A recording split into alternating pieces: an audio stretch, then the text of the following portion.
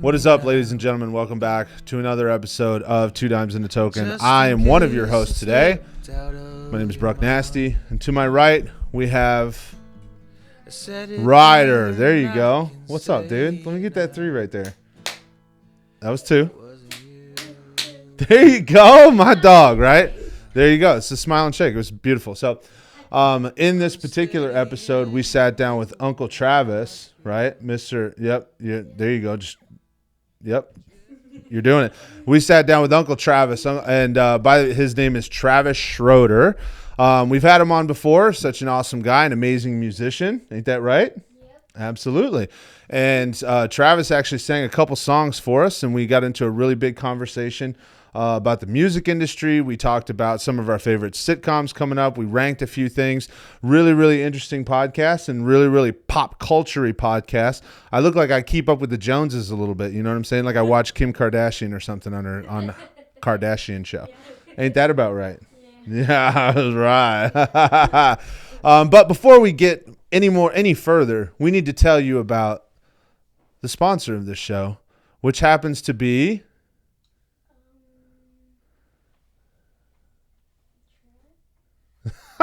it happens to be Death Grip Wax. That's right. We're going to pull this up. We're going to pull this up right here.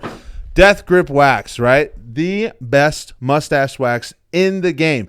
They are leading edge, awesome brotherhood type company staged out of Colorado.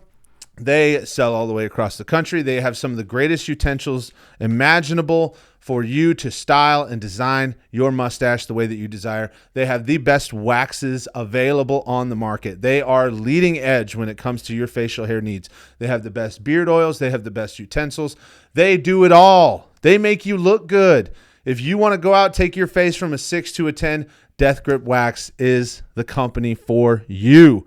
All right. Now go right now. You can go to deathgripwax.com, or they can go to 2 Dimes and a Token. Click our links below, and you get 20% off your entire purchase by using the promo code. What is it? Promo code?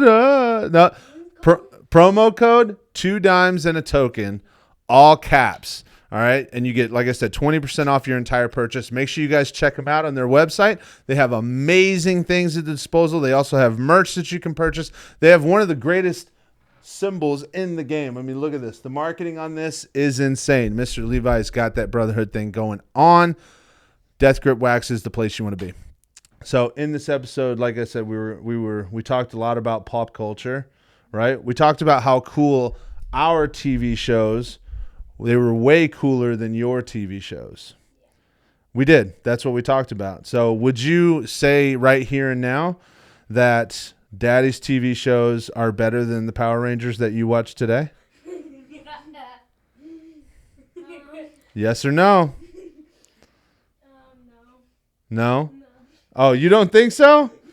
Oh, really? Why? You think?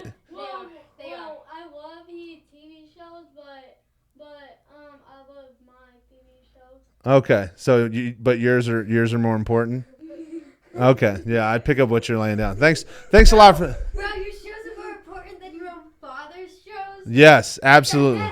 Of course, it's right. It's how he feels. So let me tell you guys about this though. In this episode, Uncle Trav and I, we went down a huge rabbit hole. What a guy! Amazing individual, an awesome musician. We actually started. He's dropping some new music coming out next year, and on top of that.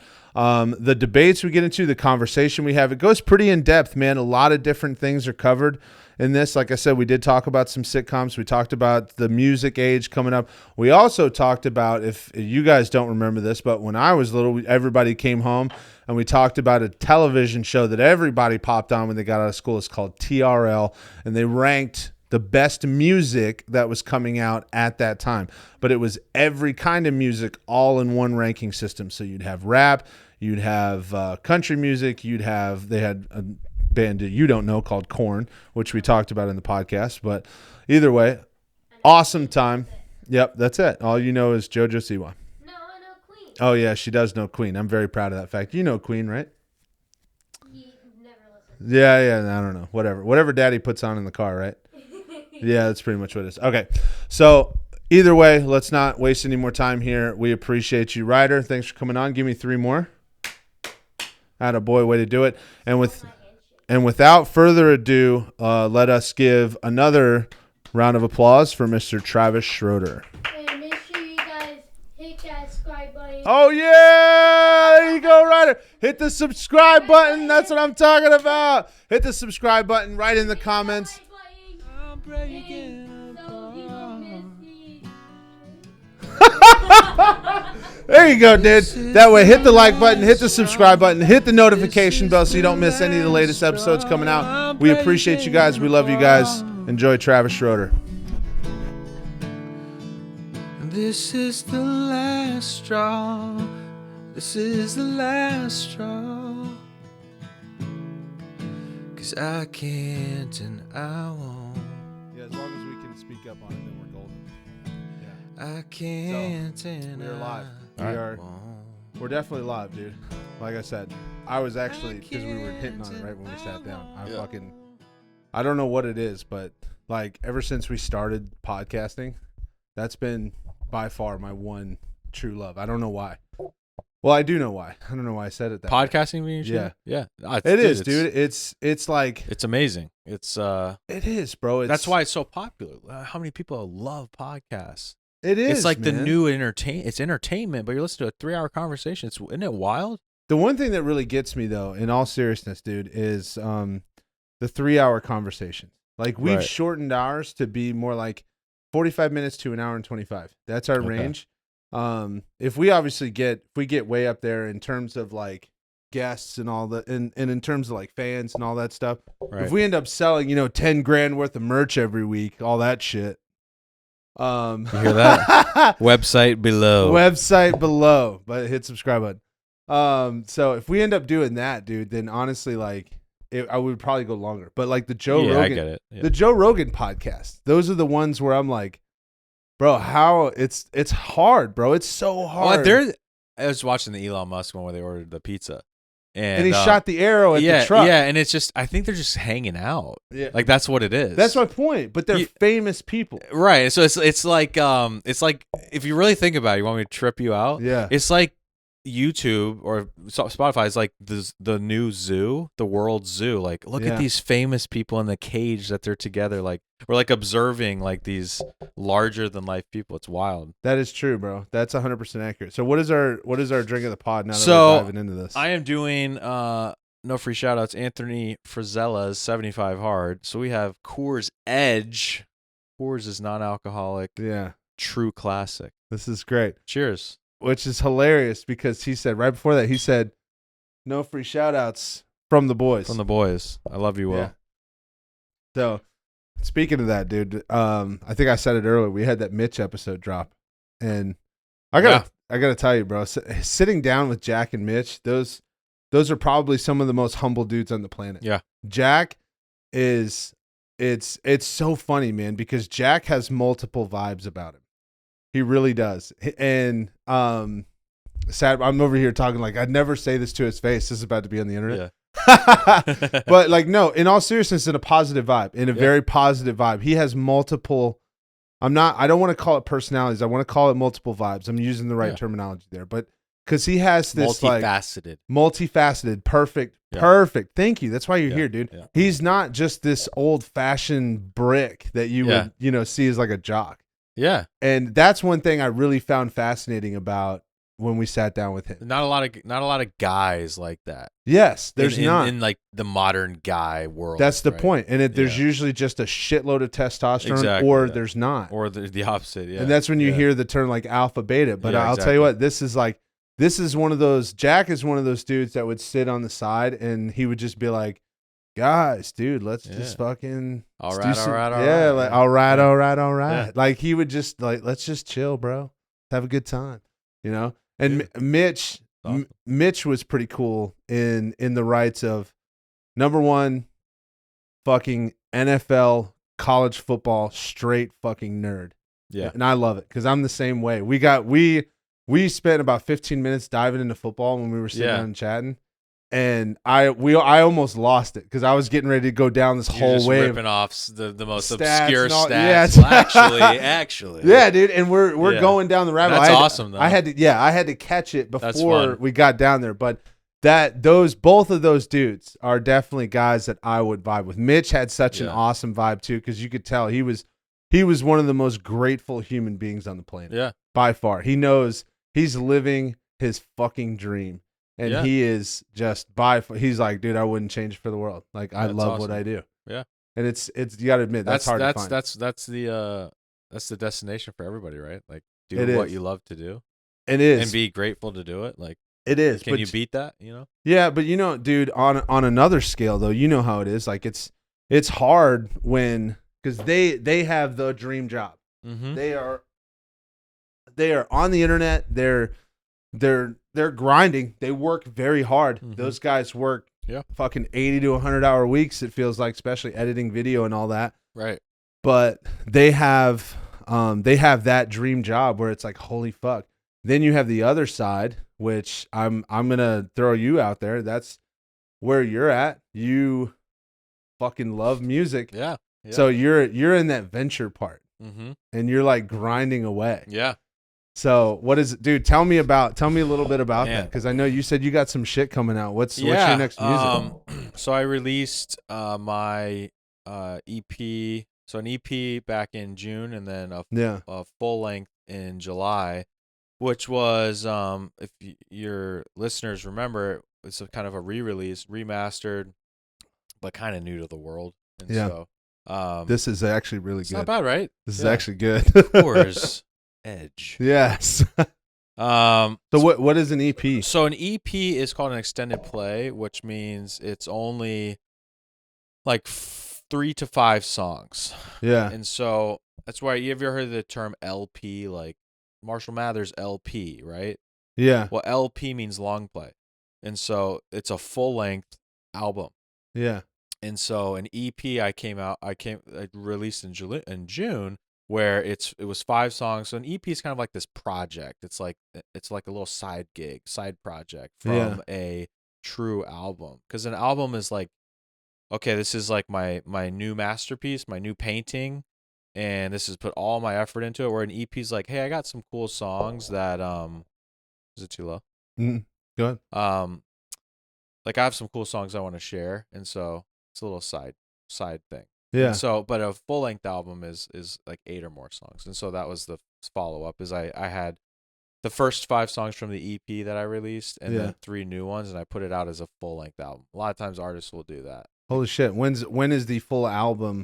So full album came out in July, which was the I remember that one. Yep. Yeah, because we shot a pod Yep. for that. Yep. So that was the re-release, and then so all of that June, July, those releases came out, and so now I'm working on a new EP, Yeah. and it's gonna come out first quarter of 2024. So Holy probably shit. by March at the latest. Yeah, it's going through mixing and just putting up some finishing touches. So yeah, it's awesome. New stuff, brand new stuff. Yeah. Yeah. Is it gonna am I gonna cry again? You know, it's a little different. Yeah. My sound has evolved. I think I've become more of an artist rather than, a guy with the guitar. How many times, like, did you know this guy or that guy on YouTube? Oh, this, like, kind of little indie guy, but it's a guy with the guitar. And so I'm more of an artist now, more of a sound. I've got my own sound. I've got my own vibe. And I would call it road trip music. Road trip music. Yeah. You put it on in your car and you're just like, yeah. And you just vibe. That is dope. I'm gonna turn your mic up. Cool. So, dude. So yeah, you road ready? trip. Yeah, road trip music. It's it's you ever have a song that you like love and you're like, oh, this is the song I like to. That's just that drive fucking. it. Did you watch How I Met Your Mother? No, You didn't. no, I know. Bro. I mean, I know all about it. Disrespectful. I know. So, but anyway, there's a scene in there where Marshall, and after I just said how it's disrespectful, you don't know. I don't remember. Yeah. that name. Ted Mosby. That's the main character's name. Marshall is his best friend. They go on several road trips, and there's a what's the old players? The rectangle. It's not 8-track. It was after 8-track. Oh, Cassette. Yeah, cassette. That's it. The Yeah, okay. cassette. He Yeah. had the old cassette player, that would slide in, but it was jammed in there, and it was one song. It was I would walk 1,000 miles. That's right. Yes. So that one, that's like the road trip music for that. But it wouldn't come out, and the volume wouldn't go down. Right. So they would have to listen to that song on Every repeat time. for 7 hours of a drive. Oh my God. That would suck. It would suck. Yeah. However, on the other side, though, if your music's on there, it's going to be good. It's not going to be a broken cassette. So that's what it is. Chill, it's kind of it's like chill. just that. It's reflective, introspective. Just music you would just kind of just chill and drive to, and that's the best way I would describe it. Like you picture an open field, you're on the open interstate, you're on a road trip, and you're just in it. What's the most difficult part about changing your style? I don't think it's difficult per se, as opposed to it just kind of happens. I guess the difficult part is I've been writing this style of songs. So it's a good question. Yeah, it is difficult. Here's why it's difficult. So when I first started, I love how coming you out, switched that answer. That's good. When I first started coming out with music as an adult, post I'm in a band in college, right? And I'm trying to do something with this. Yeah, I was kind of doing an impression on bands like The Fray and bands like John Mayer, Jason Mraz. Like we always used to make that that John Mayer vibe, and that's cool, and that's fine. But and then I started writing on piano, and it kind of sounded like I'm doing an impression of The Fray, and the Fray is one of my favorite bands. And The Fray, the reason why I love them so much, the genre is called adult alternative or adult contemporary. And it's like the stuff you're going to hear in TV shows and in movies. It's like everybody's going to like this song, even if it's got some guitar or whatever. It's not like it's pretty safe, okay? Put it that way. It's a safe genre. And then when I started really writing more and maturing and going through things in life, I wanted to write about different things. I wanted to write more challenging melodies, and I really honed in on that stuff. And so it just sounds more mature. If you anybody listening to this, if you listen to the first things on Spotify or Apple Music, and then when we release this, we'll come back on the podcast, right? There you go. And it'll sound different. It'll sound a little bit more mature, and it'll sound like sounds more original. And then I think that's what it takes to become an artist, is you find what's nobody else doing, and then kind of like this, and then that's kind of how you do it. I think does that make sense? No, it does. Answer. No, it does make sense. It makes perfect sense. So like you said, I think that's where the artist part comes in, though. That's the part where you're like, hey, nobody else is doing this. See, and that's the part where I say all the time, like, I could never do anything like that. I don't have that thought process. Like, what is, this, no one else is doing this. I can't identify artistic things that way. I just can't. Okay, I'll challenge that, and I'll say you can, because I think as an artist, and I think a podcast is an art form. I think interviewing is an art form. I truly do.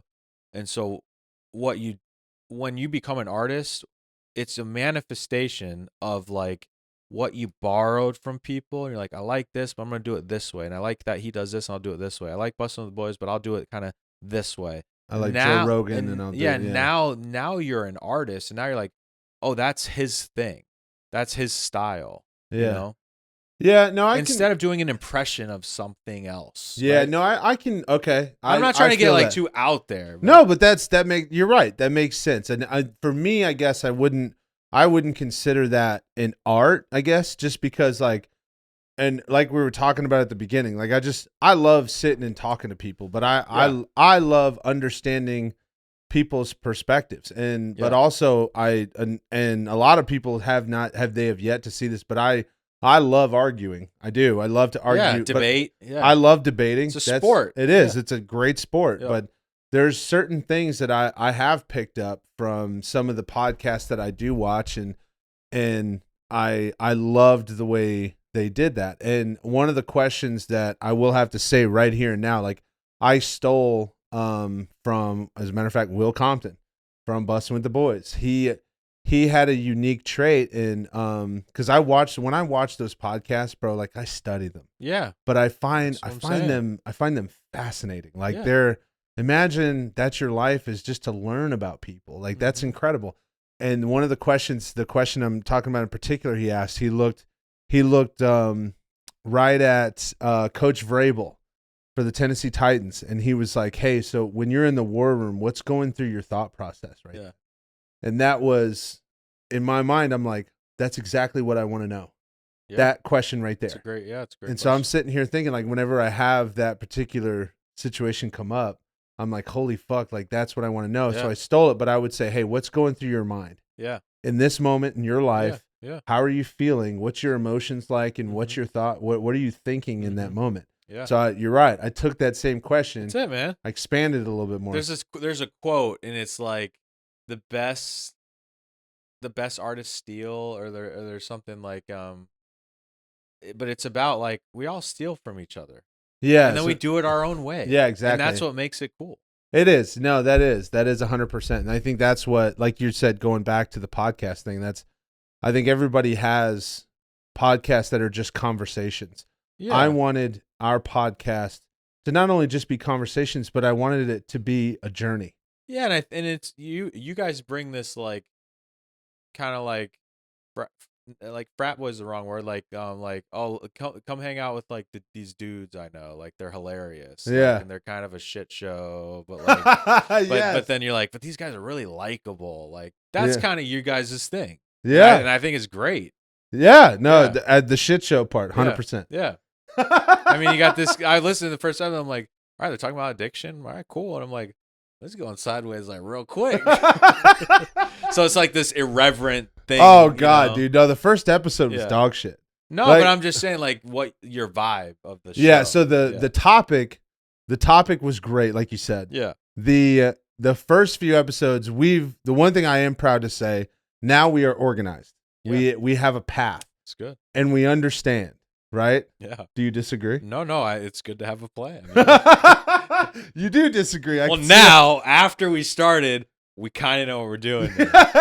See, that's the best part about it, though, is you just have the best part. You have to start before you know. And 100%, bro, I still get embarrassed when people are like, hey, I watched your first episode. I'm like, you're like, why? What's wrong with you? Yeah, I don't know why you did that. And that's horrible. That's terrible for your health. Yeah. Because that episode, nobody needs that. Dog, that episode was such dog shit. It really was. It wasn't dog shit like you said, or like I said earlier. It wasn't because of the topic. It was more because we had no idea what we were doing. We just threw up the camera. We invested thousands of dollars into equipment because I'm like, dude, I have this dream and I just want to do it. And it's working. And now because like you said, I mean, the effort is there and the organization is there to where we understand how to have a conversation on camera that isn't pointless. Right. And it isn't in disarray, and it can follow a timeline. And then you can take something from it. Yes, exactly. I agree. Damn, you kind of shot me in the chest a little bit right there. Oh man, it's good. It's that's the. Was this because I said you weren't like Luke Bryan? No, I'm saying I'm giving you a compliment. I'm giving your show a compliment. Thank you. I appreciate that. Well, so back onto this, man. So you obviously got big plans for 2024. Yeah. I mean, where do you find the time to do all this stuff? Because as you know, like I said, dude, you're an artist on the rise, and like we just talked about, and like we both have full-time jobs. We do all this. Like, how do you do it? It's really how I've changed and how I've learned, and you're probably the same. Is like it's really about strategy. Yes, you have to have a strategy. You have to understand like what is this market doing, and we can get into all that, and that's really interesting stuff. Yeah. But like how are people getting to the table?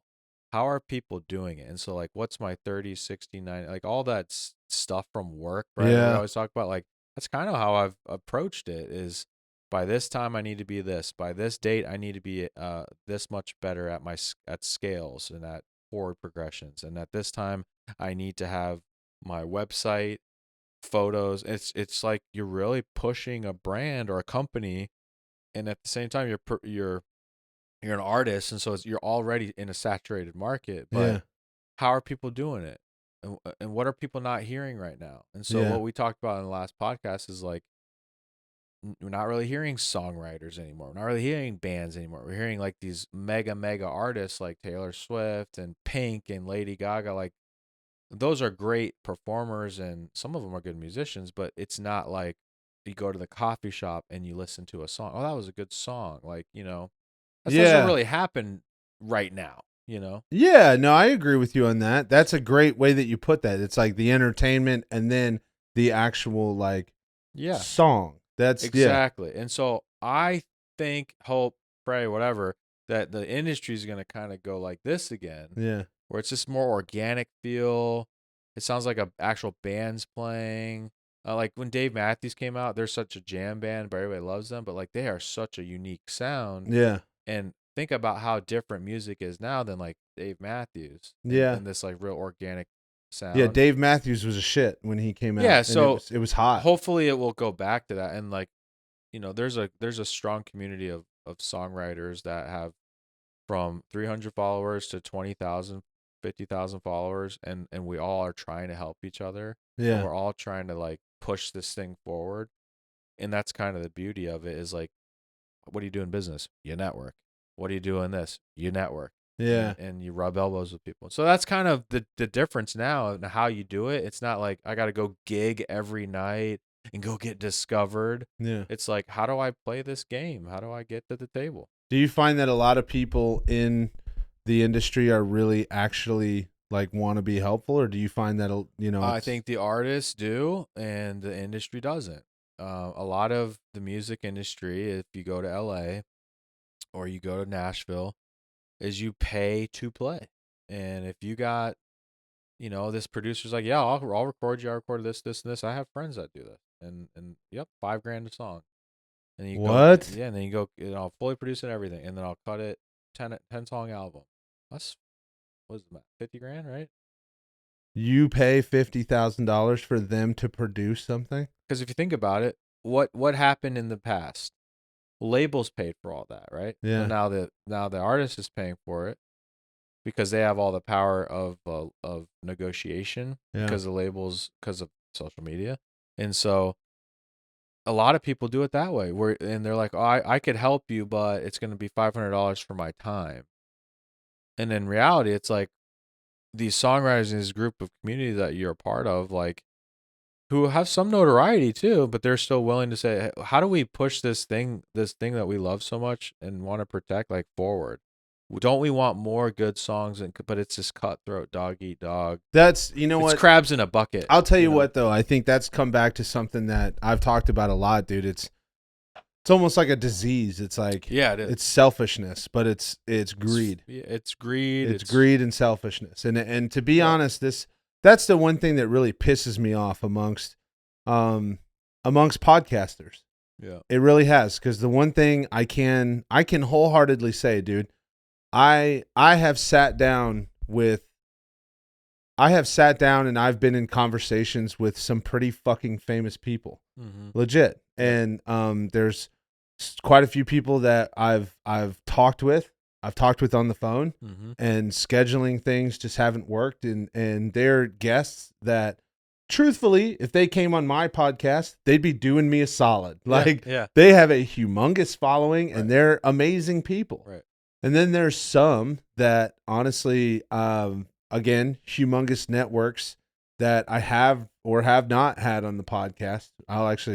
We'll go in depth when we're off later. Yeah. I'll tell you, but have or have not had on the podcast that have really been just absolute pieces of shit. And they're like, hey, so like, we'll come on, but you need to find a way to pay me because you're just not good enough. And it's been like, what's funny is any exposure for you, no matter what, is exposure. You're already there. Yeah. Do you know you could spend 4 hours and really just help me out? You could be helping somebody that's coming up, but also it's pay it forward. Yeah, pay it forward. But thing. it's also the idea of like, hey, when I get to that point, that's one thing I will never do. And I know that everybody's like, oh, I don't, if you got 10 million followers on Instagram, you can't answer every DM. Right. No, I want to make a section. Excuse me. I want to make a section where I do answer all those DMs and I find a way to make it manageable. Yeah. I want to, because honestly, like, if we get there, I like to change that when we get there, right? When we get there, it's gonna. I don't ever want to leave anyone else. The internet it's not a warehouse. It's an endless amount of space. It doesn't matter. People listen to podcasts and music and all this stuff, and there is endless amount of time for people to do that. And the time there really is a place for everyone. That's my point. It's on the internet. There is a place for everyone, and everyone can get the benefit of all this stuff. And it's like, hey, that's a great point. Someone who has that large of a network spending 4 hours to come and just sit here for 45 minutes to an hour, share your journey, talk about you the whole time, your successes, your failures, all those things. That would be like, number one, that's great. You're sharing your story and people are going to hear it. Number two, you're helping someone else out in the process. So that's why I asked the same question. It's doggy dog a little bit in the podcast world. I've been very fortunate because one thing I do want to say right now, some of the more popular people we've had on the podcast, I'm going to identify Jack and Mitch. JP and Garrett both committed to come on the podcast in the middle of December. Oh, nice. So we're finally going to have all the way through. Taylor Lewan actually retweeted our post for Mitch and was like, hey, they're going to go through the whole roster at this point. And I'm like, yes, Taylor, you will be on my podcast. That is awesome. And you know what I'm saying? And those guys have been so unbelievably awesome and humble. And they've been so great. And they're like, yeah, I got to find time, but dude, no problem. You know what I mean? Yep. And that's another reason why I dove and bought in to what they sell on the internet and their culture, because they were so humble about it. That's awesome.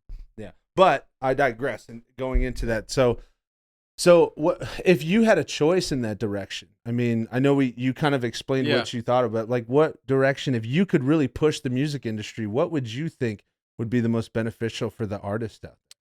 Oh, that's a really good question. I think some good things have happened. These are good. In terms of they are good. Like artists having more control. I think that's a positive thing. I think a negative thing is the music that's heard. Which went up? Heard? Heard? The music the music that's heard by people on the radio and what gets played on TikTok and what the algorithms push. Yeah. Typically for right now is not what you would think of when it's like, yeah, let me go listen. Like go listen to "Landslide" by Fleetwood Mac. You know, like, and I've been afraid of change. Yeah, right. Everyone knows that song. But like, and so I do know that song. Somebody's gonna be listening to this and be like, well, he just cares about this type of music. But no, I don't just care about that type. But like, we haven't had that type in probably 10 to 15 years. Yeah, it's been just heavy EDM and overproduced, like Taylor Swift. If even Taylor Swift stuff's now, it's really catchy, but like listen to her first album and this album, even without the country aspect of it. So there was a huge difference in this first dude. I used to walk down my high school hallways fucking singing Taylor Swift. Yeah, her early albums, dude, I loved them. Yeah, I'm proud to say that on the internet. I'm trying to think of how it goes. The teardrops on my guitar. Teardrops on my guitar. Remember, You Belong With Me? Yeah. That, I'm not going to lie, dude. When I was in high school, during powerlifting, during weightlifting, you know? Yeah. I had. You know what's a really good song? 15. When you're 15. Yeah, see, that's when, dude, that was one that was on my playlist during my weightlifting. That's such a good song. I had 3 songs that no one would ever guess. Number 1, You Belong With Me. Number 2, 15. That was a great one. The third one was Mariah Carey. I would listen to that song while I would do power cleans. And mind you, I was 275 pounds in my senior year, and I was power cleaning, you know, somewhere between like 300 and 350 pounds, like whatever. And if you listen to my earbuds, your boy was. Was your workout playlist more chill stuff? No, it was way more girly stuff. So it was "We Belong Together" by Mariah Carey. That was the third one. But what else was on your playlist? Was it like kind of chill, like music like that, or not? No, like not like heavy metal. Or? No, I had one heavy metal song, "Let the Bodies Hit the Floor." Good one. That was one. The rest of the music, Alicia Keys, Some People Want It All, Mariah Carey, We Belong Together. It was dude. I was weird. Listen, I was a different type of guy. Great taste in music. I was in with touch. Those songs. I was in touch. Those are great songs. That's what I'm saying. Like speaking people, my language. I'm telling you, I'm speaking my truth right now. You're speaking my and so my point is this: you're not really hearing a lot of those songs right now. I agree. You're hearing like TikTok bullshit club songs. And it's quick. That's it's super my fast. point. And so what I want to see for the artists is more true artists, not just performers. Yeah. Behind a MIDI piano, yeah, a keyboard, but like artists come back to the forefront. People like Jewel, right? People like Alanis Morissette. People like Oasis. People like those bands. And then, obviously, I'm a '90s kid, but like those bands were like, this person has something. Like Hoobastank.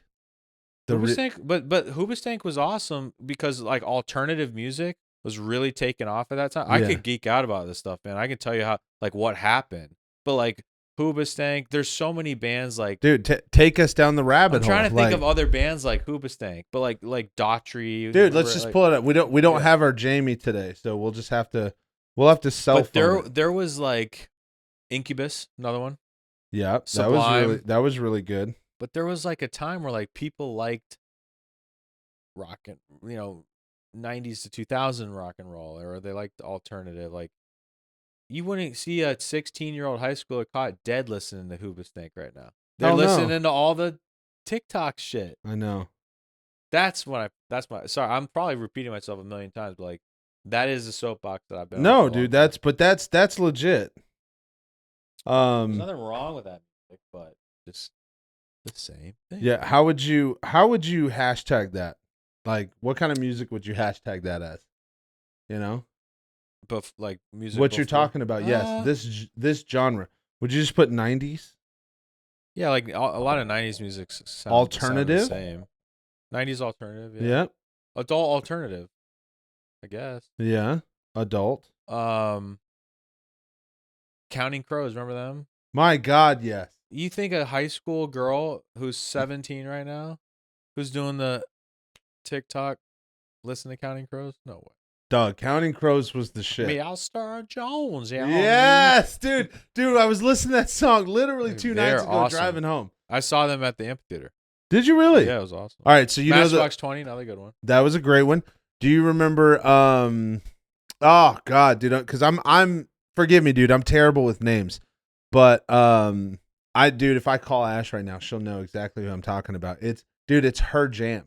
It was the fucking jam. The alternative, like, who was the band? Almost emo. I always forget the name of this. Oh, okay.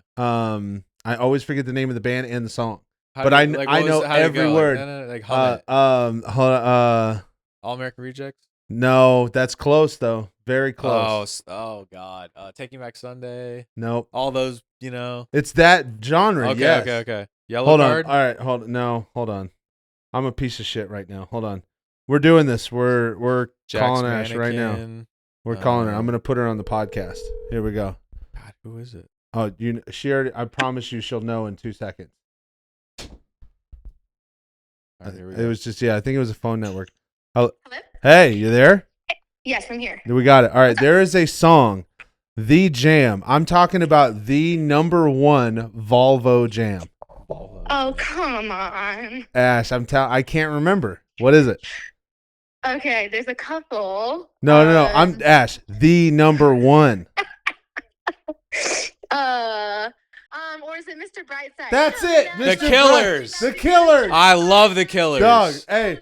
One of my favorite bands. I've been doing just fine. Gotta be down because I want it all. It was only a kiss. Finish it, Ash. Falling asleep. Jealousy. Big shakes into the sea. Blow me through St. Lullabies. Choking On your alibis. But it's just the price I pay. Destiny is calling me. Open up my eager eyes. I'm Mr. Brightside. That's So it. good. All right. Thank you so much. Wow. They were so good at concert. Okay, that was all you needed. That's it. I want to see them so good. All right. Bye. Bye. Dude, I'd see. Oh, It was one of those. Dude, it was like that 2006. yeah, like just dude, like dude, vibe. we had it good, man. I know we did, dude. We had it good with these bands. Music in our generation was very different. I agree with you. It's so funny that you're hitting this stage, and the way you're communicating this is like, bro, I want to bring this back. Yeah. And I'm like, bro, you have a valid point. And the funny thing is I make fun of Ash all the time because she's like that. Oh fuck, dude. I even posted a funny video about it for the podcast. It was oh shit. I'm a kid and life is a nightmare. Oh yeah. It's that like I'm just tonight a kid. will be the night that I will die for you. That kind of emo. A little bit, yeah, but they all had all it's alternative. That's it. They all had that vibe. They all had this weird like fuck like yeah, dude, angsty. like fuck my dad, bro. Like you know what I mean? I hate you, Dad. Yeah, but it was like but the funny thing is as we get older, I used to make fun of it all the time when I was in high school. Yeah, and, like now that, you're some like, of that this is stuff. pretty Now good. I honestly like I listen to Mr. Brightside every time it comes on, dude. Me and my daughter will go fucking ham on that song. The Killers they're so good. The Killers are great. But yeah, Ocean Avenue, that Yellow Card, yeah, Yep. that was, dude. We had it good, man. I know. We're kind of the last generation that had bands Yeah. that were well known, and like the popular girls liked it, the not cool kids liked it, like everybody liked it. It was just like what defined your generation is because you remember like having like graduation songs and stuff. Yes. Like that. No. My graduation song was My Wish by Rascal Flatts. Yes.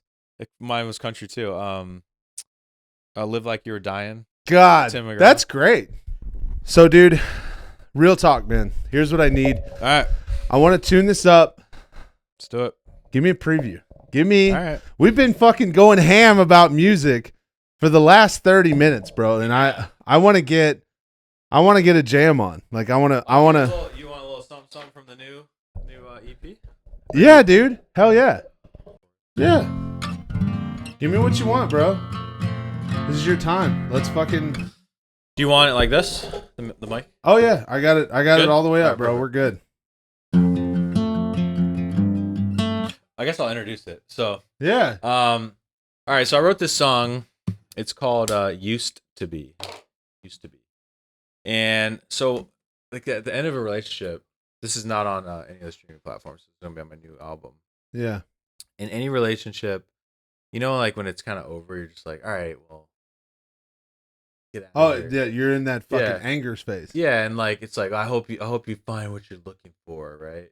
People say that sometimes. Dude, that I call that the Olivia Rodrigo phase in that one song. Yeah. Remember? Yeah. I hope you're happy, but Yeah, not yeah. as happy as you were with me. Right, exactly. And so, and she's a decent writer. Yeah.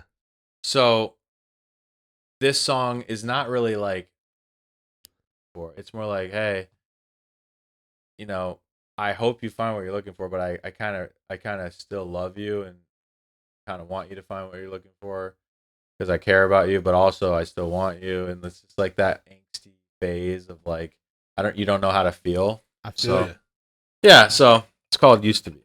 Okay.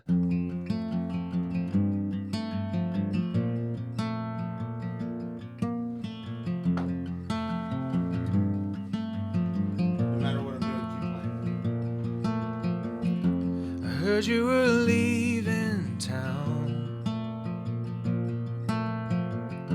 You couldn't bear to stay around. I guess I'll throw your things out. What you left around my house. I hope you get the note I sent. You think I had the right address, but if it never makes it there, this is what it would have said. I hope you find it. Whatever we used to be.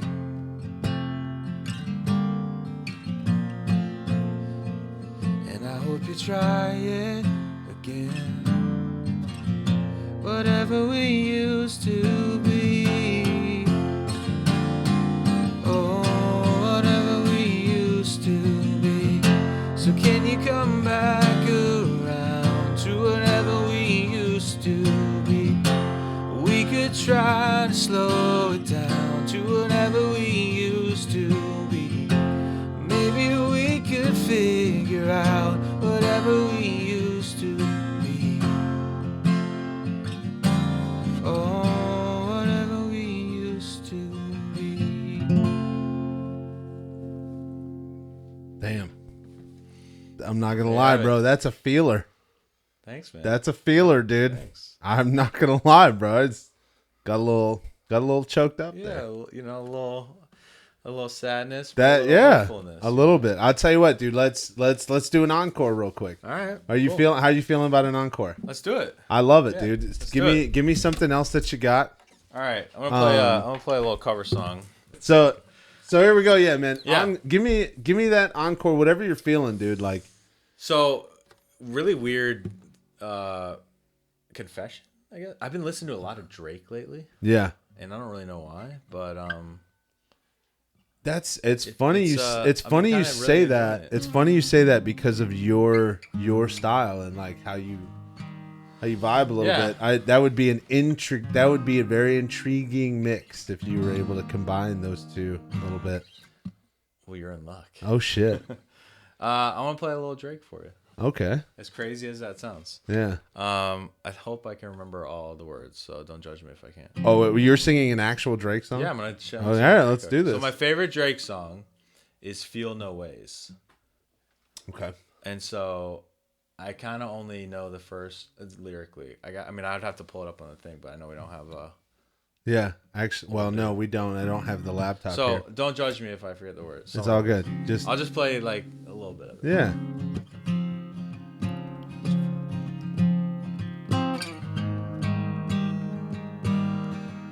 I should be downtown whipping on my way to you.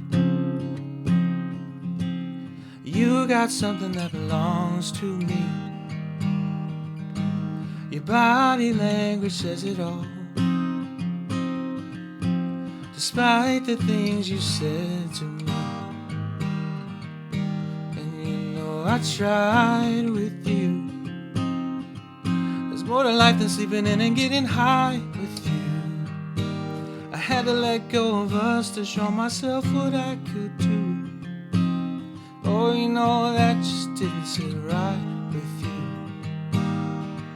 And now you're trying to make me feel away on purpose. And you're throwing it back in my face on purpose. You're talking down on my name on purpose. And you don't feel no way. And you think I deserve it. Oh, I'll feel away, I'll just feel away. I stop listening to things you say, 'cause you don't mean it anyway. Feel away, I'll just feel away. Maybe we should do the things my way instead of the other way. Instead of the other way. Oh, where I don't feel no way. Instead of the other way. Oh, where I feel no way. Damn. That's good, man. Thanks, man. That's amazing. Kind of different, right? It is. That's So- that's a unique, I'm not going to lie, dude. That is a vibe right there. That is you know, a get vibe, in your dude. road trip, get in your car and just That's chill. so funny, dude. Like, it's funny. Like, you hit the nail on the head. I'd be like, yo, hey, let's just put this on for a little while. Let's just, Yeah. I could listen to that on repeat for like an hour. I'm just going to chill, bro. Yeah, you know. So, dude, what? I get it. No, I 100% get it. So, like, what gave you the idea, like, no one's doing this cross type thing? or what gave you the idea to do it in general? Well, I mean that's more fun. Like it's just a cover song, but like it would be cool to do. Covers are fun because you can do a different spin on different songs and different type of styles. Yeah. So yeah, I just wanted to try it, and it's just like, man, this might be kind of a cool sound. And so, what I kind of want to do next summer is release like a cover album. Yeah. And kind of stuff like that. That way, it kind of gives people a different feel, because sometimes we were talking about playing the game. Yeah. Another thing that could happen is like, oh, this is a really cool version of this song. Who is this guy? And then, bam, you have how many more followers? So that's another avenue too. No, I'm with you. I'm with you all the way, dude. And to be honest, I think, like you said, I think like networking that out, but also playing the game, like you said, finding the right people to spread that message. Mm-hmm. I think that's a big part of it. Mm-hmm. Especially with the idea of your style of music, because you're venturing down a path where you're kind of on that. You have the white picket like thing, and you're like, yo, bring the good shit back. Yeah, exactly. Yeah, and it's funny when you talk like that, you feel like an old person because you're just like, get off my lawn. But it's crazy because I think there are a lot of people who kind of miss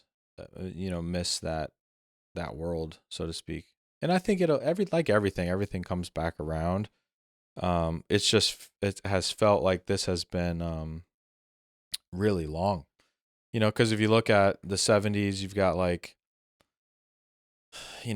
all the classic, Van Halen's and whatever hairband stuff. And then the 80s is like Prince and Michael Jackson and like really dun, dun, dun, dun, dun, poppy. And then the 90s is like the grunge thing. And then like all the female singer-songwriters. Like, there's something called Lilith Fair. Remember Sarah McLachlan? And dude. Melissa everybody remembers hers because of the commercial. Commercials. But like they had this thing called Lilith Fair, and it was like all like female artists who played the guitar, piano. And so like I kind of miss that world. Like, remember when we used to watch, I tell you, I could go down the rabbit hole here. Let's do it, bro. We're going down the rabbit hole. All right, ready? Here's a fun topic. Yeah. Nobody's talking about. When I was growing up, I'd get up early in the morning, be like Sunday morning, oh, we're going to go to church, but it's like 7 a.m. You're a kid, you're like running, you're fidgety. I would watch VH1 Top 20 or Top 40. Oh, yeah. I'd watch TRL, when I was a kid. And it was that's when MTV was truly like music television. What was the one, this will coincide with what you're talking about. What was the one that you came home to 2:30, 3 o'clock after school, and they had the top 10 on MTV? But what show was that? Korn was on there. Yeah, I was just gonna say Freak on a Leash, TRL, Carson Daly. Like, was that it? Yeah, okay. TRL. Yeah, Total Request Live. Yeah, yeah, and then they had Eminem was on there. Yeah. Hi, my name is, and then.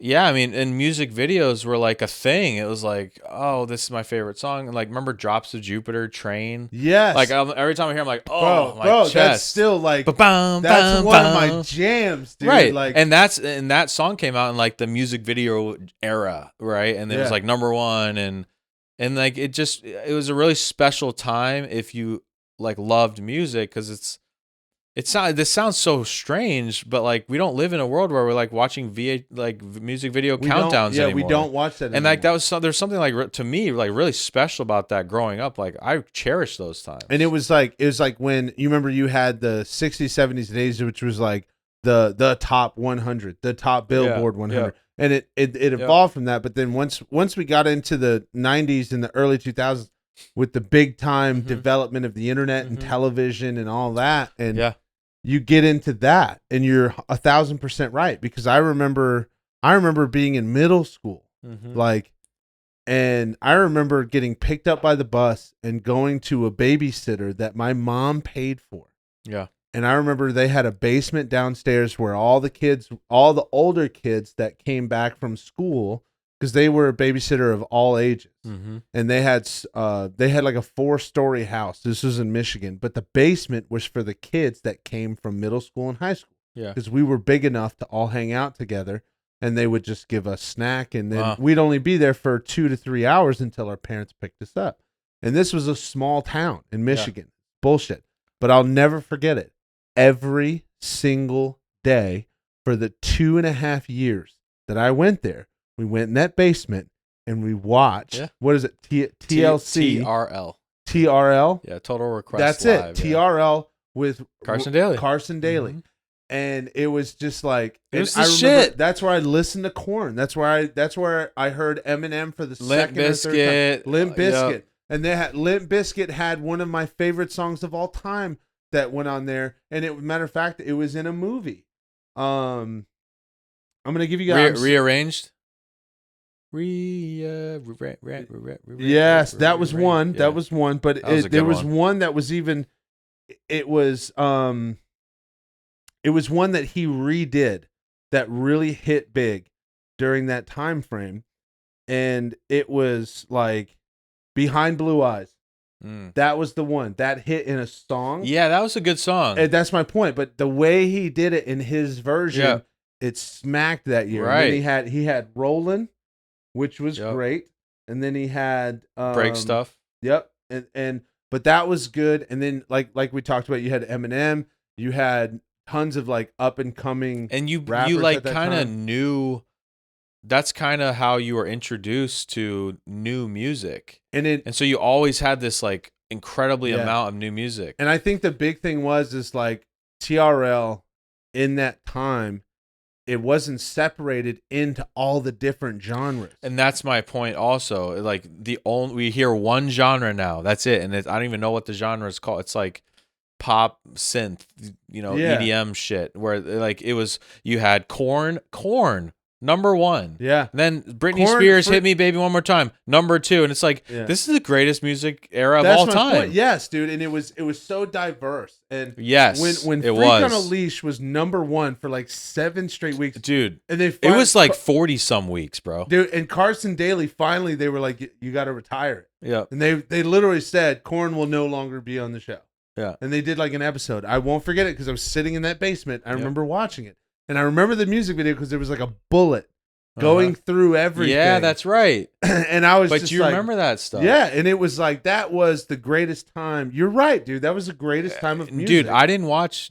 I mean, I would watch Dick Clark as a kid growing up. Yeah. Like New Year's Rockin' Eve. Yeah. But TRL had one. Yeah. And I'm like, I'm just watching MTV all night. Like, this is amazing. Yeah, and it's so crazy, dude. It really is. It's so crazy that we sit here and we talk about that stuff, and it's like we think of it as memories, and I think of it individually as memories. Yeah. But you're a part of a totally different group, and I'm not a part of that group. You're a part of this musician group that feels that energy that you're talking about. Yeah. And they all embrace it, and they all love it, and you're a part of this entity that's like, hey, let's bring that back. Yeah. Let's do this, Yeah, man. Like yeah. this, we can change the world Yeah. to be better. And it's honestly, it's kind of like, you can hear me, bro. It's Yeah. juicing me up a Yeah, little bit. dude, 'Cause you're it's- like, bro, let's bring the good shit Yeah. back. Like, how fun was that? Dude, it was awesome. That was one of the- But again, this is another side street here. Yeah. Like, it was a different time in the world. yeah, it We was. didn't have phones. Like, what did you do? You went. I had a house phone. You had a house phone. You got off the school bus. You walked home from the stop, and you watched TRL. Yeah. And then you ate dinner with your family, and you did your homework, and you go to bed, and you do the same thing over and over again. So here's the best part is eventually I had that babysitter for a little bit, and then eventually I was allowed to walk home because I only lived 3 or 4 blocks away from that Oh, house wow. anyway. But my mom didn't trust me because I was such an asshole when I was growing up. Mhm. You know, when you get expelled from school like 6 times Damn. in your entire life. It finally broke at Opa. the end. So, dude, it's like holy shit, bro. It's you get to that point. Yeah. We got to that point and it was like you just think about it and you're like, bro, it was one of the more simplistic times in life. Very but- simplistic. And here's the other thing I think too. I think we look at it And sometimes I think we have the wrong mindset about it sometimes, or some people do in our generation that went through that time frame. If you were between the ages of like 10 and 16, some people in our group will look at that and be like, bro, my teenage years were just the best years. Yeah. No, I think that was just the best generation as we were coming up. That was the best time for music. I agree. That was the best time for being in school. That was the best time for athletics. That was the best time. That was the peak of development. Yeah. In my opinion, It was kind of our entire generation. like it was kind of like the last of the good stuff. Yes. Yeah. Yeah. Because the world was still kind of normal. There weren't riots every other day. Oh yeah, Like, there was no riots, but also at the same time switching over into the sport world, which is where I've lived and I've embraced my entire life. Yeah. That was the best time for sports. You had the what? It was. Yeah, you had the greatest quarterbacks of all time in the NFL. You had Peyton Manning. You had Drew Brees coming up. You had all these guys and all at one time. All guys that you had. Tom Brady probably was the out. greatest quarterback generation of all time because they all started at the same team. For 10 plus years.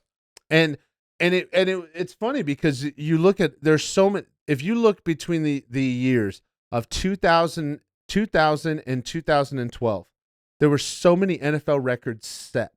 It's unbelievable. And then on top of that, you go through any other sport, like some of the greatest achievements in sports that have ever been had went through that time frame. And it's not Michael Johnson broke the 100-meter world record.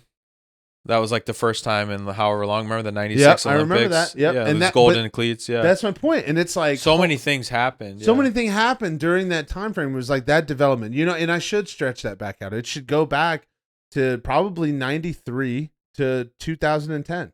That era, that 20 years, 90 to 2010. That 20 years was probably the greatest and most unbelievable of not just the like United States development. I think the world in general. I think so. It was fantastic. Yeah, and the internet broke everything. The internet did break everything. I think, but also I think cancel culture, yeah, for sure. Cancel culture really fucked a lot of that up because everybody started. There were some people some people really wanted the attention, and you can't even make. I love chick flicks. I'm probably offended somebody who said chick flick, but like they don't. You can't make them anymore. On a side note, though, I'm not gonna lie, dude. I love sad movies. I have a ranking. I have a ranking that I do, and I don't tell very many people about it, but now apparently I'm about to tell the internet about it. Ready. So it's ready to go. All right, I guess we're doing this. So number 3, by far, Charlie St. Cloud, with Zac Efron. His little brother dies while he's driving. And he's drinking. Okay. And he was supposed to have an amazing sailing career at Yale University. Yeah. And he stays and he like monitors this graveyard because his brother's spirit. Yeah, I remember that one. Yeah. That's good. That one, it like the feels hit me directly in the nuts. And I was like, I love it. Right. I have a second one that now I can't think of immediately. Again, remember I told you guys several thousand times I'm horrible with names. So I gotta look this up. But here. All you gotta do is look up sad movies and I probably and you're there. Yeah. I have a ranking of 3. I don't have very many that I'll actually watch. I really don't. But there's 3 that no matter what time of day it is, it doesn't matter. It's just you're gonna watch. I'll be like, yo, I'll watch it. Doesn't matter. And it's a lot of times it's like super romantic sad movies. Well, again, there's actually only hold on. I'm looking up genres right now because that's what I got. Who's an actor in it? Gerard Butler. P.S. I Love You. That's it. So I've never seen that movie. That is my number one. And the only reason why I'm watching it, and I don't cry, I really don't, but I watch it and I'm like, damn, bro, it's like makes my perspective back in reality. Like, hey man, Yeah. Even when you're down a little bit, like, bro, life's not that bad. Right. You know, and there was when he had already died in the movie, and she's walking up, closing the door, closing the window or something, and she's having this imaginary dream that he's sitting there on the couch playing guitar, just like you do, you know, sexy as shit with his beard and all that. And then she's like, do all Irishmen sing? And he's like, only the really well hung ones. And I was like, immediately, I was like, this is my favorite movie. There's no doubt. That's and funny. The rest of the movie, like everybody, when Ash and I watch it, she cries uncontrollably. Like I gotta watch it. I've never seen. I know it's a classic. I've never seen it. I'm telling you, I'm talking snot bubble cry. Damn. Like she goes in, and there was another one. There was number 2. There, Charlie St. Cloud. There's that one. See, and I'll have to. Dear John, that was it. Dear John's my number John 2. Was terrible. I loved it. What? I loved it. I couldn't. Hold on. Is Dear watching. John Zac Efron or No. Channing Tatum? Channing Tatum. Okay, never mind. Yeah, I remember that one. The Zac Efron one was weird. That was when he was in the military. Yeah. And remember, he opens up and he gets the lucky one. That one, yes, that was atrocious. Yeah, I thought that was atrocious. What was it called? The Channing Tatum one? Dear John. Yeah, I remember that one. That's where they're writing the letters to one another. He's in the military and he goes back. Right. 9/11 happens. That's right. And he re-enlists. And she's like, and then he comes home to be like, hey, I love you. I'm done. Like, it's me and you. And she married some old fucker. And it broke his heart. I know, that fucking cocksucker. Yeah. Like, that dude was a piece of shit. Like, I understand your kid was handicapped. You know, he was autistic. I get that, you know, but at the same time, like, you seduced this woman into marrying you so that you'd take care of his autistic kid for the rest of your life. Right. And he literally looked at him in the middle of the movie in the hospital. And he goes, hey, someone's got to be there to take care of him. So you fucking tricked this little girl, bro, who's like 20 years younger than you into taking care of this autistic kid. And listen. Again, you son of a bitch. I know. Nothing against autistic kids. Let's be honest. Look, bro, I got one. And trust me, I wouldn't change him for the world. Because he has no idea how to stress out. He doesn't understand how to be upset. What would it be like? He is the coolest kid on the planet. Yeah. The world literally could have Armageddon. There's an asteroid hitting, and he'd look at me and be like, you want to play basketball? And I'd be like, fuck yeah, dude. Let's do it. Let's go out there until we perish. He'd be like, yes, I'm playing with my dad. Like, it's amazing. I love it, bro. I could not have asked for a better situation. What more do you want, right? Yeah. So on the other side, again, to finish that rant, because honestly, as you can tell, I get fucking hype about it. I'm like, listen, bro, I get your situation. But in the same token, you deceived and you conned in order for someone to take care of your kid because you were going to die. That's fucked up, bro. That's not cool. I don't care how good of your intention was for your son. Like, give him to the government. Yeah. I don't know. Maybe I'm wrong. Maybe I'm a piece of shit and I'm going too far. I don't know, man. We may have to cut this like Caleb Presley. Caleb Presley. So, but I digress. Well, we will now veer back now that I've gone through my hype. But so again, man. So, like you said, you're pushing this a little bit earlier generation style of music, and I can tell you're hype about it, bro, and I can tell you're kind of in your zone about it. But realistically, dude, what's inspired you to try and jump on this train? Because let's be real, dude. It's hard to jump on a train that isn't the popular train. Yeah, I mean, it's you can't change like who you are as an artist in terms of like your style and how you want to write and like I'm not gonna like just change my whole sound, just to try to. And so I think it drives you to push harder and to work harder and really come up with something that's like, man, this is my favorite song on the radio right now. Like that's how you should feel about every one of what you put out, I think, is in terms of your music. And I like to I like you know I like to listen to my stuff because I'm critiquing it, but also like I want to make a song I would want to listen to and just to chill and vibe with and really connect with. And I think music, the biggest issue I think is the industry letting that stuff be heard and pushing that stuff as Yeah. opposed to what you're hearing, Yeah. what you can monetize, and that sort of thing. So, but yeah, that's what drives me. I want to bring something I want to seat at the table because I think I have something to offer. That's what drives me. I feel that, dude. I love Took that. me a long time to get to that point, but yeah. No, I love that. I love that, dude. Have you ever come across some serious criticism that's like really kind of puts you Yeah, in well, a negative space? I think when you're I was talking to my so I've a new it's kind of secret right now, but we're Yeah? gonna be coming out with my co-writer, co-producer, business partner, and we're gonna come out with a concept of a recording studio, but also like we call it a sound house called the Aviary, and so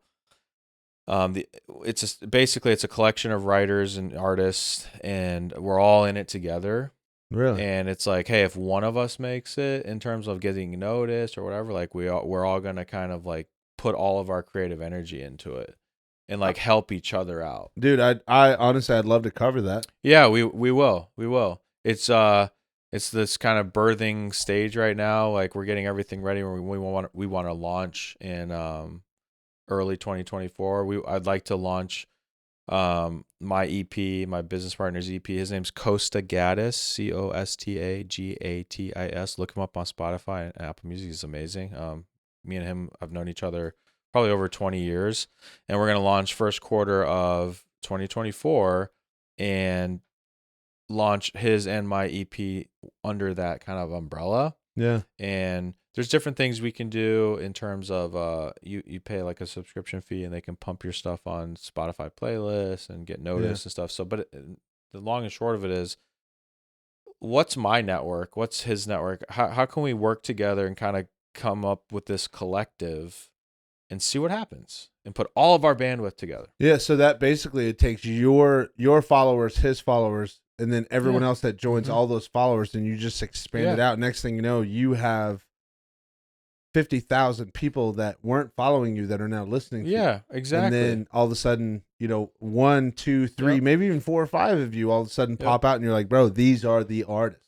Yeah. These are the up and coming people. Yeah, and selective about who we want to work with, not because we are so great and we have it all figured out, but because we want the sound to fit. We want there to be a complementarian relationship where Back to it's good. Yeah, we can kind of all, if something happened, we could all kind of be in that same vein. So it's a lot. All the people that we're going to work with are kind of like us. Like we're more like chill, laid back, songwriting. So it's exciting. But I don't know where you asked me initially, but I guess the criticisms. The criticisms. Yeah. That's a great question. I was going to say, how do you handle? So yeah, wow. No, I love the venture you went off on, because honestly, that's what you talked about was interesting. I was getting ready to go down a rabbit hole with you. So let's go back to the question. My business partner, who's a part of all that I just explained, and I were talking, and basically we were saying, when you're like in your 30s, late 20s, and you're still doing that thing you did in high school or college that you were pretty good at, but they're like, oh, you're still doing that? And it's like, yeah, I'm still doing it because I think I'm good at it, and I think I can bring something, and I think I just, can earn a seat at the table. And so criticism is more so either people don't get it, or people like kind of look at you like you're still trying to do this thing, and it's like, yeah, like there's no shame in that. Some people golf. I play music. Some people are in bowling leagues. Like some guys work on their cars. Like I write music, I play music, and like, so if I'm an artist, why wouldn't I want somebody to hear my song? Why wouldn't I want to share it with the world? Hey, I'm really proud of this. I don't care if it was this. Ready? my song was featured on Love is Blind season 37. Guess what? You made it because you got published on a TV show, did you not? And so Yeah. I don't care what the hell the TV show is. So like, hey, I can share this with the world, and I kind of made it to somewhat of a mountaintop of, and that's kind of what I want to do. I want to get, it's called a sync deal, Yeah. where it's in a TV show, or commercial, or movie, and it's like, hey, we made it. Yeah. And I could die happy. Like, I'm not trying to be the next John Mayer, but I just wanted to take this thing. I think I've got pretty good worth to offer and share it with people. And then on top of that, though, retrieve what you should retrieve out of it. Retrieve the ability to do this as your job. Yeah, why not me? Yeah. Yeah. That's the whole point. Like, and that's what I think. That's what I think. I'm not gonna lie. I'm 1,000% convinced. No matter what happens, like you will get wherever you want to get. Whether deep down you do want to be the next John Mayer, whether deep down, like you just said, I want to be able to do enough to where I can just make music and that's my job, and I'm successful and happy and have a family and that type of thing, or whatever it is you want to do. I'm 1,000% convinced that you will get there because of the way you described it. You are not looking for the greed part. It's the, hey, I just want to be able to do enough to where I can do this for a living because I just love doing this. I don't care if I have a fucking 20,000 foot mansion, but it'd be really cool if I could make enough money off this to where I can just do this for my job. And I think that has to be your approach if you want to be taken seriously by people in the industry. Yeah. Who are good people. So I told you last time I was here, like I studied a semester at Berklee College of Music, and my professor wrote with all these great people, and she was telling me, like, she's wrote for like people who have written with Adele and Faith Hill and all these people, and if you come off genuine and like good intentioned, I think it goes a long way, instead of like, hey, I'm the next thing, I'm the next product you can sell. Yeah. Because there's you either buy your way in, or that you're the 1% of the 1% that they discover on social media, and they're like, all right, cool, how can I make as much money as possible off of you and monetize the shit out of you, right? And I don't mean to sound crass, but like, but that's what happens. I mean, like it's not fair right now, so it's all based on, it's not based on your talent, your songs, your and maybe it never has been.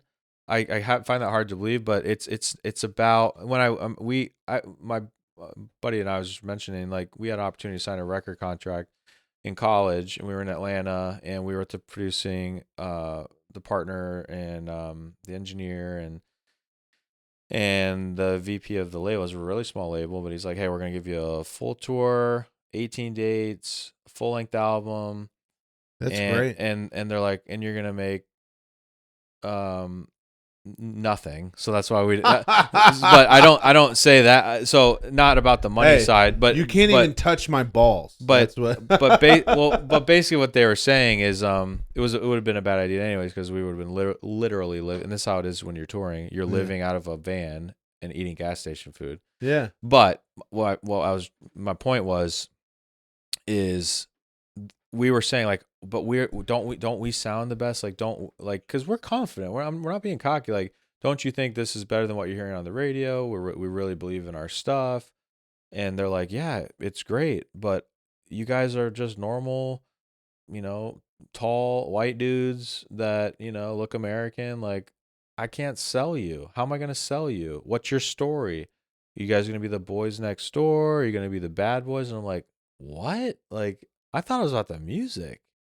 So that's the other side of it. A lot of people maybe not realize. And that's where I can already see your vendetta, and that's where you're at right now. Like, bro, this isn't about selling something. Is the music good? Yeah, and it's unfortunately when there's the $1 billion label, whatever you want to call them, the record labels, like you're a product.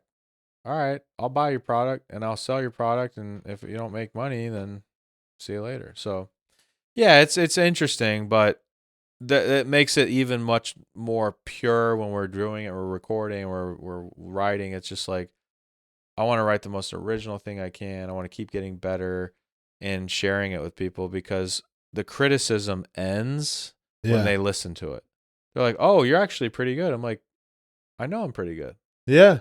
Because I've worked really hard at this, and I've been doing it for 20 plus years, and I'm really proud of it. And so you're always going to get criticism, I think, you probably got criticism doing your podcast when you first started doing your podcast. Like, "Oh, it's dumb." Yeah. You want to hear? I remember because I still read the comments.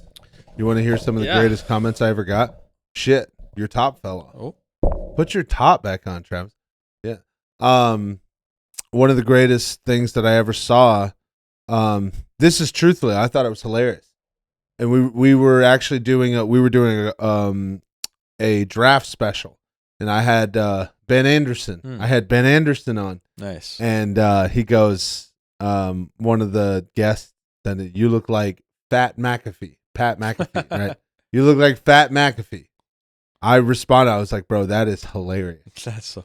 He hit me back, and I'll never forget it. He put it in the comments. He's like, "I will forever be a follower because awesome. you engaged and you thought it was funny that I was chirping you."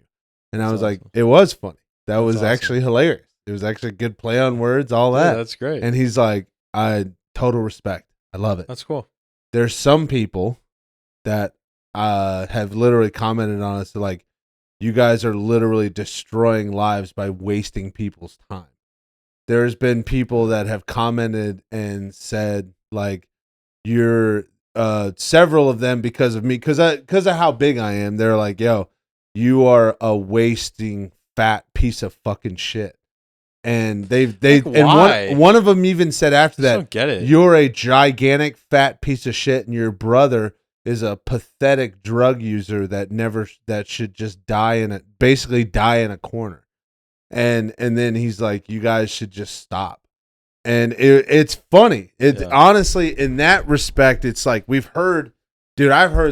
read the worst of the worst. And the best part is I don't delete any of them. Right. I will never delete a comment. Ever. Yeah. I don't care. Do your thing. You guys want to talk your shit, you want to do your thing, that's fine. Right. But you won't believe it, bro. You will not believe it. But when I said, one of the things I said at the beginning of our podcast tonight, I told you, dude, I dropped thousands of dollars in equipment, right? And a lot of people don't know, but like, we don't have some massive mega crew behind this camera. You see it. It's a wall. You're looking at the crew. You're like, there is not some super elaborate. No. We are an up and coming podcast that it doesn't matter what the adversity that punches us in the face. Like, because it means nothing. Yeah, I don't care. Nothing to me. That's fine because I'm gonna keep pushing, and I'm gonna keep finding the next guest, and I want to get the next best story because the best part is I love this. I love it. I don't care if I really at a certain point, like you said, I'd love to be able to just live off this. It'd be great. Mm-hmm. I don't need to be Joe Rogan where I get $200 million from Spotify. It'd be nice. That's cool. Right. But I don't need $200 million. No. If I got a sponsor that, truthfully, don't even pay me cash. Pay for me to go travel and see these people. Yeah. I don't even need to make money. Right. I don't even need to make money. Right. Just pay for me to go travel and see all these people that I want to see and talk to them, get their stories, like your story, awesome. Like you're passionate about music and you can hear it, the way you talk about it, the way you vibe about it, when you sing, when you're jamming, even when you're tuning your guitar and you're doing those little things, bro. You can feel and hear the passion in what you're doing. And I love just sitting and being a part of that and just seeing that. It's like remember like the Dave Chappelle thing, he had like an aura. Yeah. Remember? Yeah. Fuck, what is it? Rick James. Mm-hmm. His aura, whatever. Like I seen it. And that was it. Yeah. When you pick up that guitar and you get going, dude, you have this aura about you. You have this zen. You have this, and that's one of the things that makes me love you as a friend. Is like, cool, dude, man. You just have this passion about you. And when I get the opportunity to sit with, and again, the couple of the guys, the Bustin' with the Boys guys, same thing, amazing passion, just awesome vibes. Another guy I'd love to shout out, Cyrus Fees, who was in Johnson City, Tennessee. He owns an arcade, but he's the announcer for Bare Knuckle Fighting Championship. Oh, wow. Yeah. That's and amazing. we sat with him and he was telling me he's done interviews with Conor McGregor, Ronda Rousey, like Mike Perry, like all these famous guys. And it wasn't even, he loves advancing his career, but the biggest thing is he loved just interviewing people. Yeah. Like that's just his deal. That's cool. And that's kind of the route that we're going. But I know I went on a rant there. But that's the thing, dude. If we could do the same thing, if I could just run into a situation where I don't, my trips are paid for and I'll still work a full-time job. I don't care. If I could just do this for a living for the next 60 years and just hear people's dream. Yeah. It's amazing. That's the dream. It's incredible, dude. I love it. Yeah, but I think when you start out, people don't understand it, or it triggers something in them that they never took the risk of something that, it triggers the negative. Yeah, and I think getting around, we were talking about like who do you talk to, and like and what you're doing the same thing. Like you get around people who want to pay it forward and who care about the art form. Yeah. Yeah, no, I agree with you. I agree with you 1,000%. You get into a situation where you start dissecting what your group really is. Mm-hmm. And you really start figuring out like, hey, am I in this group for life, or is this just a group I'm going to be with for a short period of time? Like, do they have the same ideals, Yeah. And and I love the fact of what you said about, what is it? Your advisor, your business partner, partner. Yeah, we're just kind of doing this collective. But you're building the collective network, and I love the fact that you said you're inviting as many people in, and whoever hits it big, like you're just spreading the love. I can't say it enough, because again, this is just a personal opinion. I think that this is not going to hit right for a lot of people that I hope to interview one day. It is not going to hit right what I'm about to say. Right. But honestly, no, I think what I was getting, and I was alluding to earlier, was the greed part and the selfishness. Mm-hmm. I think there's 80 to 90% of people that they get there one day and they realize how much work they put in to get there. Yeah. And they're like, absolutely not.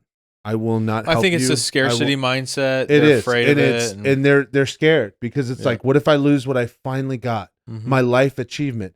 And they're not terrible people for thinking that way. They're not, because it's hard. You're human. Like you and I have talked about. Right. This is hard. It is. Dude, you've been doing this for 20 years. You had a golden ticket shot to exactly what you were talking about. Mm-hmm. Grey's Anatomy. Yeah. You were there. Yeah. COVID fucked everything. Yeah.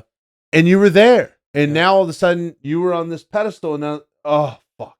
Yeah. Now I'm back at pedestal 10, where I was at pedestal 20. But and without a doubt, I'm telling you right now, everybody that listens right now, dude, you will get there. There's no doubt, dude. Yeah. Your music is beautiful. Thanks. There's such a good connection, and it's such good vibes, dude. And you got multiple different vibes, which is awesome.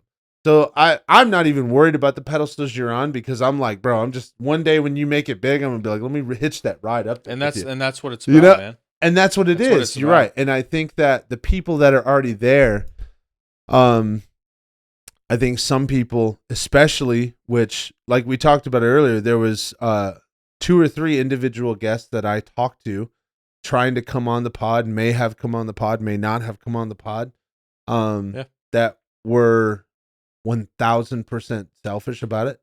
And it was a horrible vibe, and it was really terrible. And, and it really just kind of said like, oh, I'm in this space. We can't add anyone else in this space, because what about me? And it's just not, it's the opposite of abundance. It is. It's the opposite of abundance. And and honestly, it fucks me up a little bit, because when I encounter those situations, and I see people that when you got 5 million followers on Instagram, trust me, man, if you go on a podcast that has 4,000 followers, trust me, you're not going to look bad. No. Like, the best part is, it's like, you're going to have the opportunity to share your honest opinion about this podcast. And you can really, like, and that's the one thing I'd love. I'd love to have Joe Rogan on my podcast. Not for the bump. I don't want him, I wouldn't even tag him in any of the things. No. I would just say, Joe, what do you feel that I could do better? How could I really become that elite podcaster? Mm-hmm. You're that elite podcaster because you spent 15, 20 years doing it, and you were the OG. Mm-hmm. You started it, you know? And what could I learn from that? And that, to me, would be life in itself. It'd be amazing. Yeah, that'd be awesome. You know what I mean? That's the end game. Man. That's it. That's it. It's not about getting the $400 million deal from Apple Podcasts. No, man, it's just to say I made it to the table. Yeah. Just say, yo, I had a great time and we were all equal. We were there. I love the way you say that, makes the table. It kind of makes it sound, it's good. Yeah. I like that. It's cool, man. So I'll tell you what, dude, I want to wrap this up a little bit. Yeah. But I got to wrap it up with another jam. Man, let's do me a favor. Give me an OG. Give me I'm going to give you the song that almost made it on everyone's favorite show. So on the other end, this has been a dope ass podcast. I know this has been a dope ass podcast, dude. We've been diving into some deep shit, and I'm feeling it. We did, man. I'm feeling it. All right, so this song is shocking. It's a breakup song. Who would have guessed? Who would have guessed? It's called "I Can't, I Won't."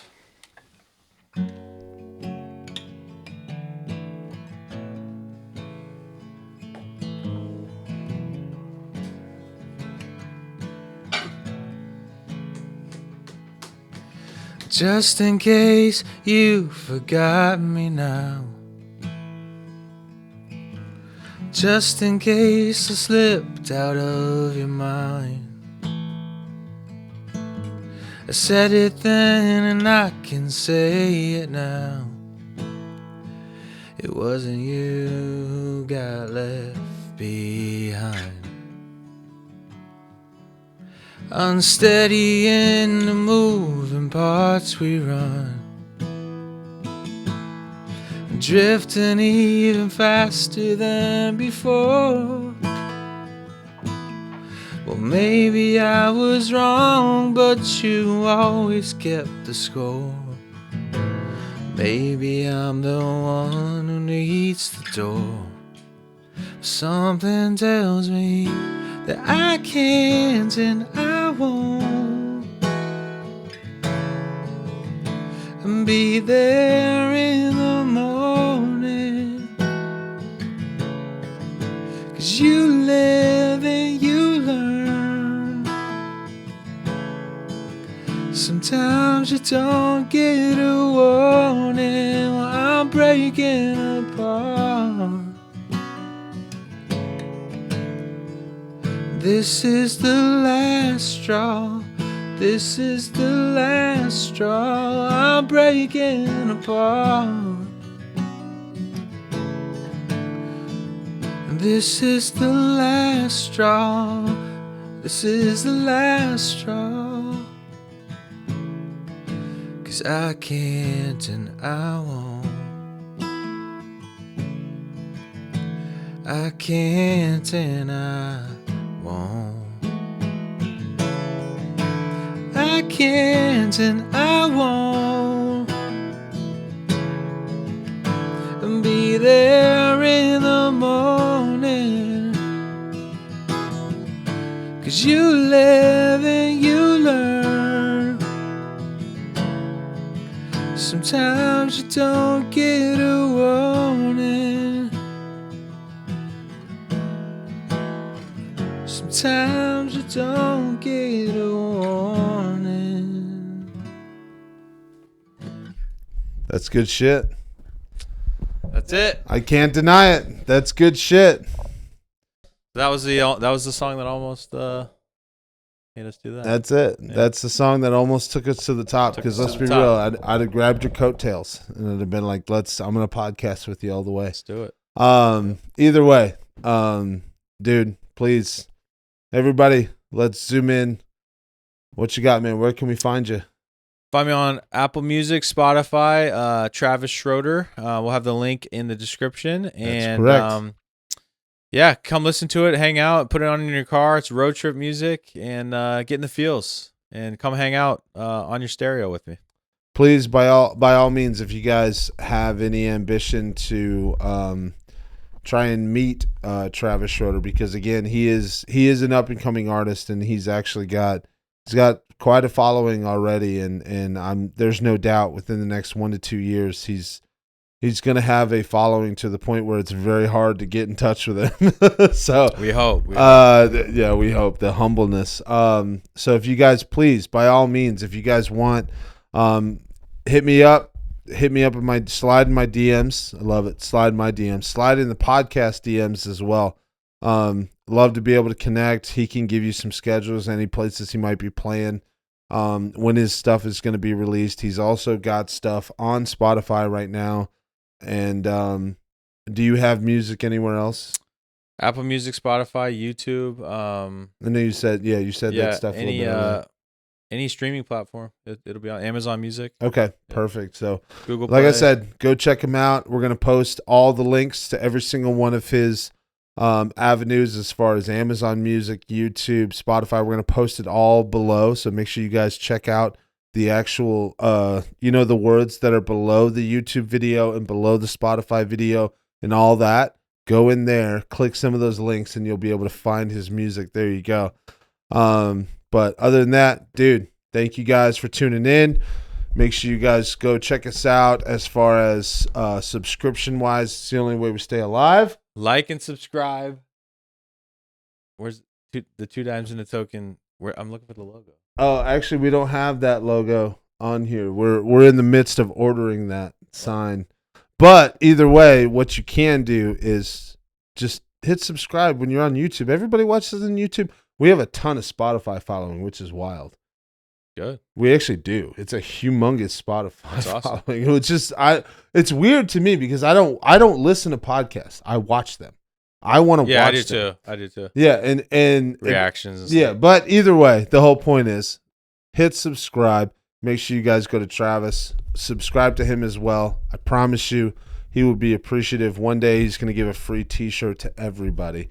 And we're going to be able to design the T-shirt because it's going to be Travis's face on the front and then my face on the back. Yes. There you go. Thank you guys for tuning in. We love you. Deuces. See ya.